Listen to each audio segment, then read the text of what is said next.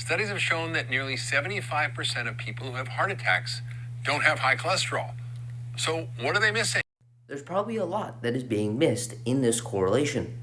It does appear that about 72% of individuals admitted to the hospital with a heart attack had levels of LDL cholesterol less than 130 after they were admitted. There's probably two main reasons for this. The first is that after an acute coronary event, we see a marked reduction in total cholesterol, LDL cholesterol, and HDL cholesterol, which means although their LDL cholesterol was considered normal at admission, we have no idea where their LDL cholesterol was prior to the acute coronary event.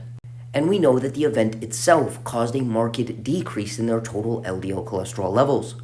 Secondly, although their LDL cholesterol was low when they were admitted for a cardiovascular event, this does not tell us anything about their cholesterol years, which is essentially the amount of years of their life that they spent with elevated cholesterol.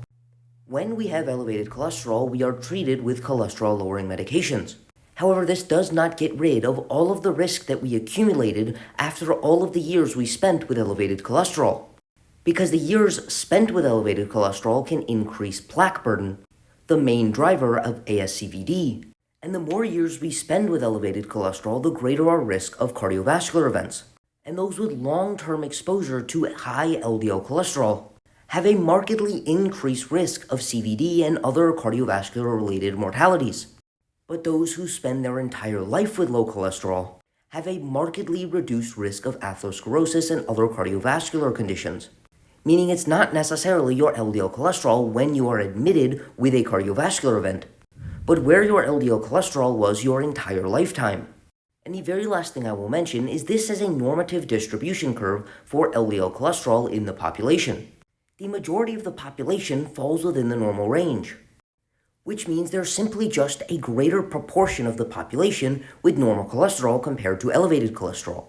Having what is considered normal cholesterol absolutely does not eliminate the risk of cardiovascular events. It reduces what we can refer to as the hazard ratio, which is each individual's risk of developing a specific outcome. For example, let's say we have 100 people with normal cholesterol and 10 people with very elevated cholesterol. If you have normal cholesterol, your risk of cardiovascular events may be 5%. But if you have extremely elevated cholesterol, your risk of a cardiovascular event might be 50%. But in both populations, this would result in 5 people having a cardiovascular event. Not because you have the same risk if you have normal versus high cholesterol, but because there's a much smaller percentage of people with extremely elevated cholesterol compared to the percentage of those with normal cholesterol. And if you have normal cholesterol, you have a much lower risk.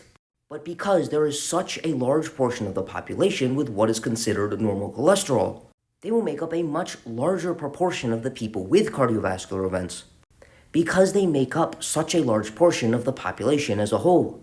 But once again, their absolute risk of developing a cardiovascular event may be multiple-fold lower than someone with very high cholesterol levels.